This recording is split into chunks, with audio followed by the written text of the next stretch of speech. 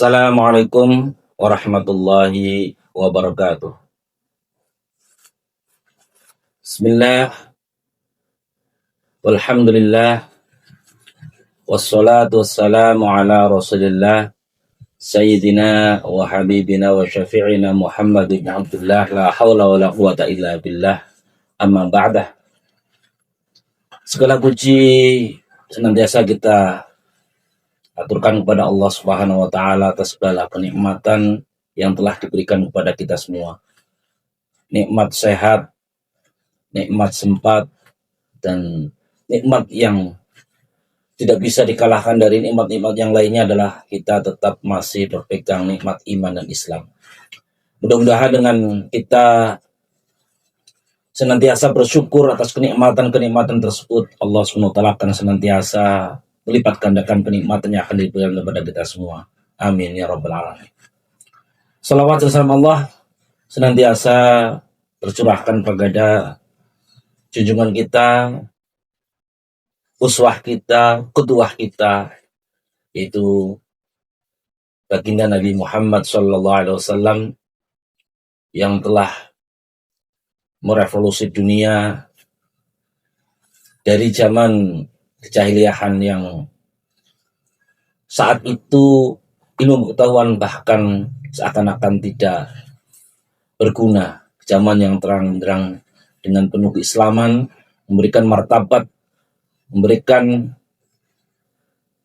nilai kepada semua manusia dengan posisinya masing-masing, mengangkat harkat martabat manusia. Sehingga marilah kita sebagai umatnya untuk senantiasa bersalawat atasnya. Mudah-mudahan kita termasuk umat yang diakuinya sehingga besok akan mendapatkan syafaatnya fi yaumil qiyamah. Amin ya rabbal alamin. Teman-teman generasi muda khususnya, bahwa kita tidak sadar, bahkan serasa itu adalah hal yang biasa terjadi, pergeseran waktu. Setiap saat, kadang kita juga tidak memikirkan, sedetik demi detik, sejam demi jam, sehari demi hari, bahkan sampai kemudian tiba-tiba kita bergeser melihat kalender kita berubah tahun, khususnya tahun 1447 Hijriah berubah menjadi tahun 1448 Hijriah atau Muharram. Datangnya tahun baru Hijriah, kadang memang sebagian dari kita memperingatinya dengan berbagai macam kegiatan seremonial. Ya. Ada yang mungkin menyelenggarakan pawai obor, ada yang menyelenggarakan doa bersama di masjid, bersama dari akhir tahun kemudian ke awal tahunnya. Ada juga yang dengan doa-doa tertentu ataupun amalia tertentu, tapi tidak jarang juga sebagian kita menganggap itu adalah hal yang wajar. Ya, seperti biasanya lah, hari-hari biasa, bergantian, siang, malam, malam, siang, siang, malam, terus berganti, hampir tidak ada maknanya. Padahal kalau kita bisa merefleksi lebih jauh, mestinya kita tahu bahwa itu adalah sebuah pergerakan, pergeseran, kedinamisan, dan itu tidak mungkin kita akan kembali kepada titik awal karena akan senantiasa maju. Itulah yang namanya perjalanan atau biasa kita kenal dengan journey. Perjalanan itu adalah satu dinamika yang begitu jauh. Apa yang harus kita lakukan, apa yang akan kita capai, dan bagaimana kita akan mengarungi kehidupan ini sehingga betul-betul antara tujuan, kegiatan, dan capaian itu sinkron. Oleh karena itu, pada kesempatan kali ini ingin saya sampaikan terkait dengan Muharram ini adalah Muharram Journey. Menata hati, menguatkan diri, dan menggapai masa depan. Mudah-mudahan apa yang akan saya sampaikan dapat bisa dicerna dengan baik. Terima kasih. Teman-teman yang saya cintai, khususnya generasi muda, yang berbahagia dan mudah-mudahan senantiasa dapat mencapai cita-citanya. Yang pertama dalam Muharram Journey ini adalah menata hati. Bahwa ada orang berpikir, kenapa kita tidak menata yang terlihat saja? Kalau kita susahnya seumpama dalam hal materi, kenapa kita tidak langsung berpikir, kenapa materi tidak kita perbaiki? Kalau kita susahnya belum punya sepeda motor, kenapa kita tidak langsung motor itu yang kita perbaiki, atau hal-hal duniawi atau hal-hal yang lainnya? Kita susah cari kerja, kita macam-macam dan sebagainya. Tapi kenapa kok kemudian yang perlu disentuh terlebih dahulu adalah hati? Maka patut kita melakukan sebuah refleksi pada sebuah hadis Nabi Muhammad SAW yang sudah sangat familiar, bahwa Nabi menyampaikan, ala wa inna fil jasadi mudghah idza salahat salahal jasadu kullu wa idza fasadal jasadu kullu. Ingatlah bahwa di dalam jasad kita itu ada segumpal darah. Ketika segumpal darah itu baik, maka akan menjadikan seluruh badan, seluruh jasad kita itu baik. Tapi apabila segumpal darah itu jelek, atau rusak, maka akan menjadikan rusaklah pada seluruh jasad kita. Nah, hal ini mestinya menjadi sebuah fondasi buat kita semua untuk melangkah, bahwa ketika kita memperbaiki sesuatu yang esensi, maka yang lain itu insya Allah akan menjadi baik. Tetapi ketika kita memperbaiki yang lain tapi yang esensi itu tidak kita perbaiki, maka mungkin akan baik tetapi hanya sesaat saja, tidak selamanya.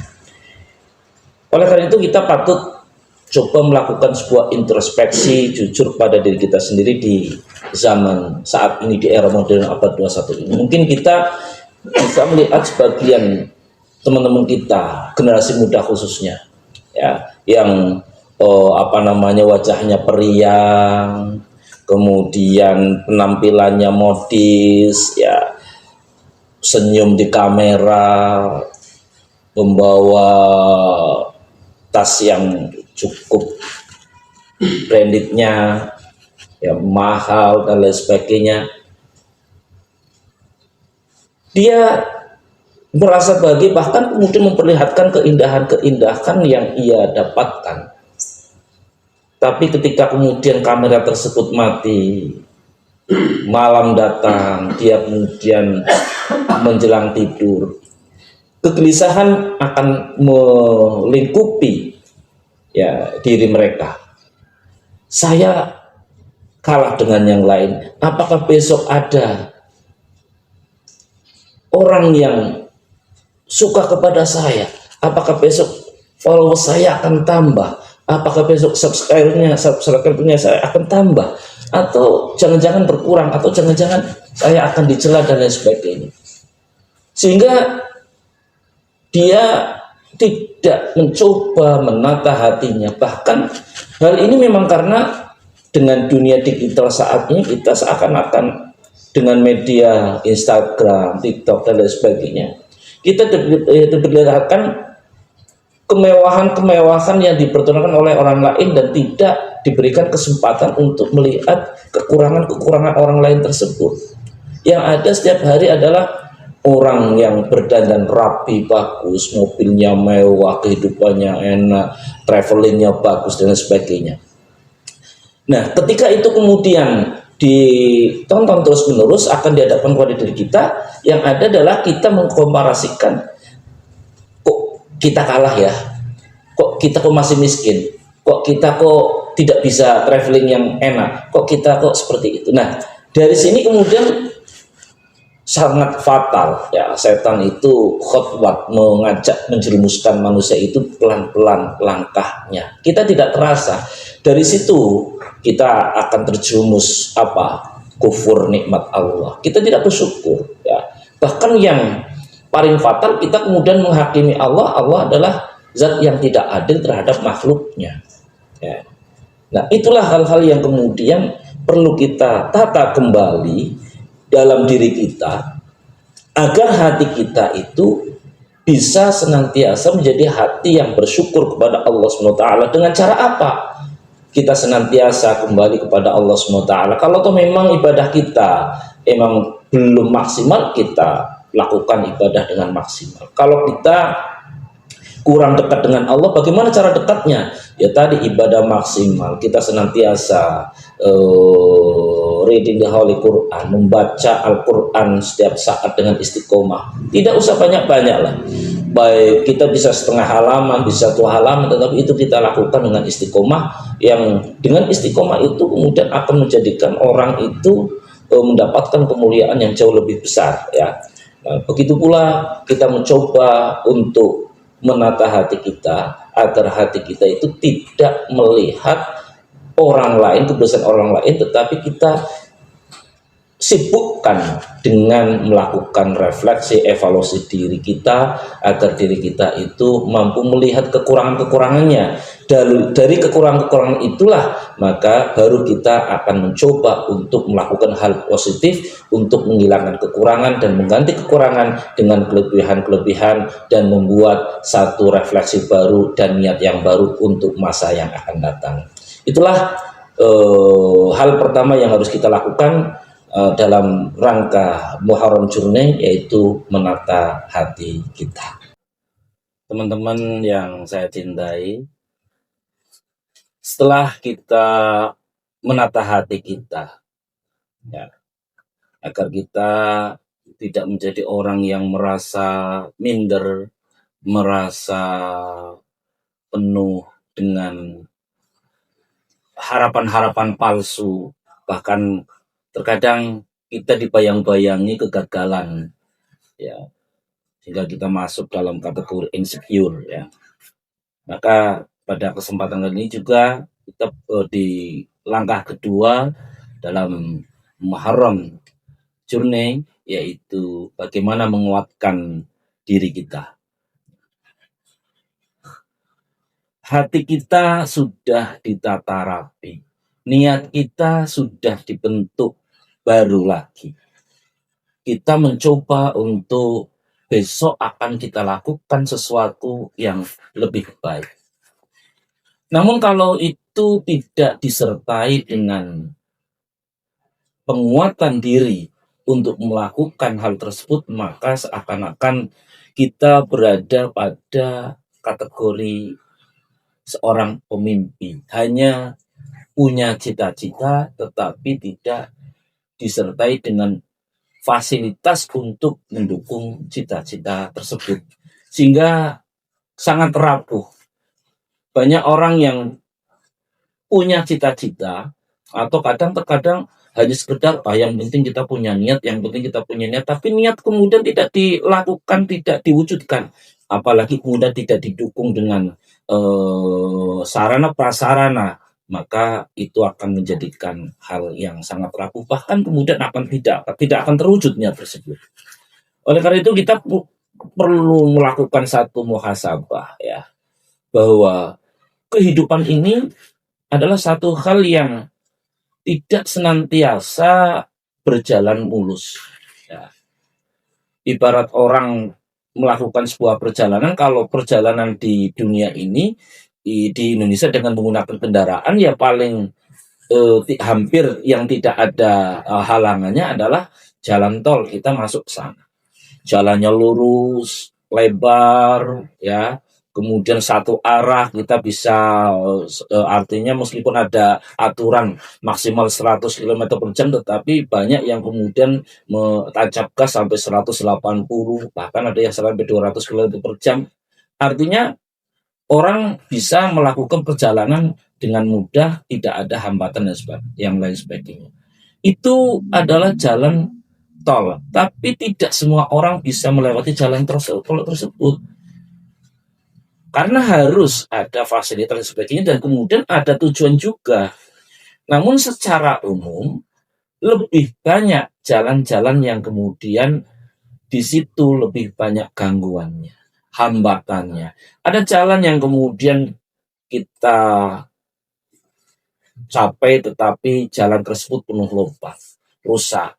Jalannya sempit, bahkan untuk persimpangannya aja susah. Jalannya terjal, tidak aspal, bahkan kemudian ada jalan-jalan yang sebetulnya itu tidak layak untuk dijalani, tapi itu harus ditempuh. Itulah ibarat sebuah gambaran hidup kita. Tidak semua orang itu kemudian bisa lahir dalam kategori sukses, termasuk juga tidak ada teorinya orang lahir langsung pinter. Ya, bayi lahir langsung pinter. Apa kata Sayyidina Ali mengatakan wa innamal ilmu bitta'allum. Ya, orang ilmu itu ya harus dengan belajar. Tidak bisa kemudian lahir pinter. Begitu pula kesuksesan yang ada di dunia ini. Tidak bisa lahir kemudian sukses. Meskipun orang tuanya sukses, pasti dia harus belajar untuk memulai kesuksesan itu. Kalau tidak bisa. Nah, maka ada step by step yang perlu harus dilakukan. Ya, terkadang kita melihat ada pengalaman orang yang ditolak, bahkan dalam dunia pendidikan pengen daftar ke sekolah favorit kemudian ditolak, pengen daftar ke perguruan tinggi favorit kemudian ditolak, sampai-sampai kemudian dia sudah dapat ijazah pengen mendaftar untuk mendapatkan pekerjaan tertentu ditolak dan lain sebagainya. Dalam studi pun demikian, kadang tidak belum mampu untuk bisa selesai dalam waktu yang telah ditentukan atau studi tepat waktu dan lain sebagainya. Nah, ini adalah problem-problem kehidupan. Namun kalau itu tidak diterima, ya, ditolak terus, saya daftar ini ditolak, saya mau ini ditolak. Ada yang kemudian melampiaskan karena tidak kuat diri itu melampiaskan pada hal-hal yang kemudian ia jadi putus asa, tidak mau mencoba lagi. Bahkan kemudian ketika ada problem-problem yang menghadapi dirinya, ia tidak siap dengan problem tersebut, maka ia lari menyelesaikan problem tersebut seakan-akan ke narkoba, minuman keras, kemudian ke kedai-kedai untuk hiburan dan sebagainya, itu adalah solusi bagi mereka. Padahal itu adalah bukan solusi yang tepat. Ya. Ingatlah bahwa kalau kita ingin betul-betul pengen berhasil, maka otomatis harus ada perjuangan di samping juga ada kesabaran. Ya. Jangan sampai kemudian karena sesuatu yang kita hadapi merupakan cobaan, tapi kita serasa tidak kuat, tidak bisa. Kita larinya kepada hal yang tidak benar.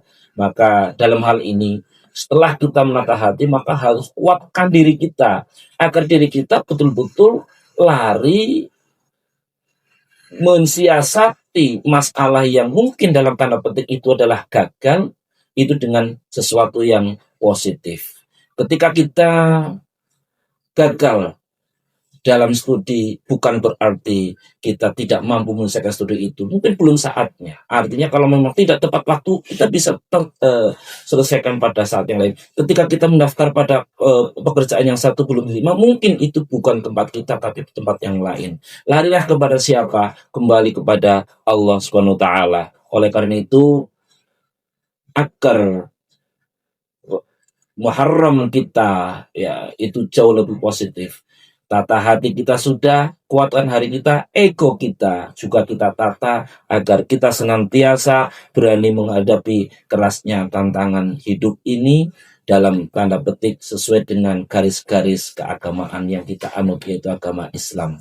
Jangan sampai kita menjadi generasi yang lemah untuk menghadapi tantangan sehingga kita akan mudah hancur menerima godaan dan ancaman dari pihak yang lainnya. Jadilah generasi yang mampu menghadapi tantangan itu sebagai sebuah cobaan buat diri kita, bahkan pelajaran yang sangat berharga. Dan jangan lupa, ketika kita tidak berhasil, bukan berarti itu adalah satu bencana. Karena setiap orang yang tidak berhasil, itu adalah pelajaran yang paling utama untuk menuju keberhasilan berikutnya. Teman-teman yang berbahagia, pada langkah ketiga Muharram Journey, setelah kita menata hati, menguatkan diri, maka menggapai masa depan. Yang perlu kita pahami bahwa masa depan itu tidak datang dengan sendirinya atau tidak datang tiba-tiba. Allah memang telah menentukan takdir setiap manusia, tetapi bukan berarti dengan berdiam diri kemudian takdir itu akan datang. Tapi Allah menentukan takdir manusia disertai dengan usaha manusia itu sendiri. Tidak bisa kemudian orang kaya tiba-tiba kaya, kecuali mendapatkan undian atau apa ya. Begitu pula tidak bisa orang pinter lahir tapi langsung jadi alim, karena segala sesuatu itu perlu ada namanya proses ya. Maka masa depan gemilang seseorang itu ya ditentukan bagaimana orang tersebut menentukan dari sedini mungkin, khususnya di saat-saat ini, di saat muda ini ya.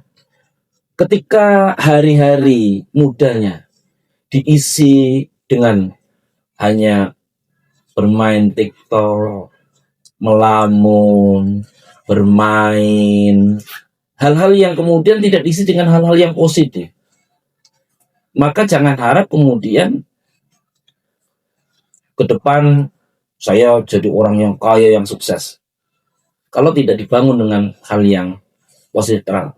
Tetapi kalau seumpama saudara dari sejak masa muda kemudian membangun satu pondasi, belajar, membaca buku, membangun relasi, mencoba untuk membangun pondasi usaha, begitu pula mendekatkan diri kepada Sang Kuasa dan lain sebagainya, khususnya Allah SWT, maka hakikatnya meskipun saat ini seakan-akan itu adalah hal yang berat, tapi pada hakikatnya saudara sedang membuat satu pondasi emas untuk masa depan saudara.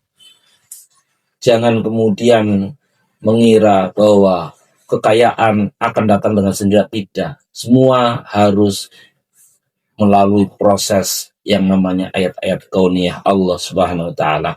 Oleh karena itu, tema ini hadir, yaitu tema tentang Muharram Jumne, menata hati, menguatkan diri, menggapai masa depan, adalah dalam rangka menjadikan kita untuk senantiasa melakukan muhasabah, introspeksi terkait dengan pembuatan kompas kehidupan kita ketika Muharram, tahun baru bergulir 1448 Hijriah.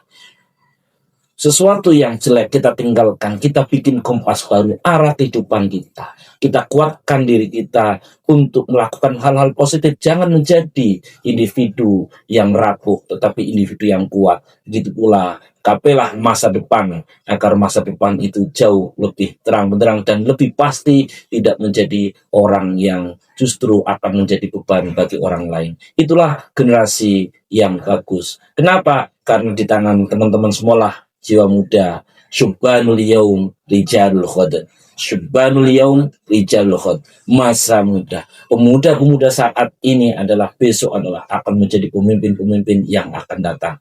Kalau pemuda-pemuda saat ini hanya terlenakan dengan permainan, tidak diisi dengan hal yang positif, bagaimana ketika kemudian akan menjadi pemimpin masa depan? Tetapi ketika sekarang membangun pondasi-pondasi emas itu, insya Allah pemimpin masa depan akan berada di pundak kalian dengan menjadi pemimpin yang amanah dan menjadikan rakyatnya mabrur, diberkahi oleh Allah SWT, menjadi baldatun thayyibatun wa rabbun ghafur. Oleh karena itu, di akhir hal yang ingin saya sampaikan pada kesempatan kali ini, bahwa Muharram Journey adalah perjalanan pulang sekaligus perjalanan maju kita. Bagaimana kita menata hati kita agar bisa menemukan kedamaian dan keikhlasan. Begitu pula bagaimana kita menguatkan diri agar mental kita tidak rapuh dalam menghadapi terjalnya kehidupan ini. Dan yang terakhir adalah menggapai masa depan dengan aksi nyata demi menjadi generasi muslim yang tangguh, mandiri, dan bermanfaat bagi agama, nusa, dan bangsa. Marilah pada akhir kesempatan ini kita memohon kepada Allah SWT agar senantiasa diberikan perlindungan kepada Allah SWT dengan bersama-sama berdoa. Bismillahirrahmanirrahim. Alhamdulillah rabbil alamin. Hamdan syakirin, hamdan na'imin. Hamdan yuafi na'amu yukafi mazidah. Ya Rabbana lakal hamdu kama yanbaghi li jalil karim wa'adhim sultanik. Allahumma barik lana fi amrina. Allahumma barik lana fi arzaqina.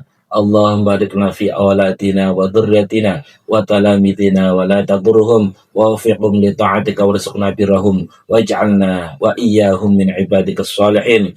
Ya Allah ya Rahman ya Rahim, di awal tahun baru ini kami bersujud meminta ampunan-Mu atas segala kehilafan yang pernah kami lakukan, kelalaian di tahun-tahun yang lalu. Ya Allah, tatalah hati kami yang sering kali goyah, bersihkan dari penyakit-penyakit hati kami, iri, dengki, hilangkanlah rasa kesedihan serta kegelisahan dari dalam dada kami. Karunikanlah kepada kami hati yang senantiasa ridho dan bersyukur atas segala ketetamu. Ya Allah, ya Rahman, yang Maha Kuat, kuatkanlah diri kami, kuatkanlah mental kami dalam menghadapi setiap ujian hidup. Berikanlah kami ketangguhan untuk bangkit dari setiap kegagalan dan mudahkanlah setiap urusan kami dalam menuntut ilmu dan berkarya. Bimbingkanlah langkah kami agar senantiasa berjalan di atas jalan-Mu yang lurus demi menggapai masa depan yang penuh keberkahan dan kebahagiaan di dunia maupun di akhirat. Rabbana atina fid dunya hasanah wa fil akhirati hasanah wa qina adzabannar. Wa sallallahu ala Muhammadin walhamdulillahi rabbil alamin. Assalamualaikum warahmatullahi wabarakatuh.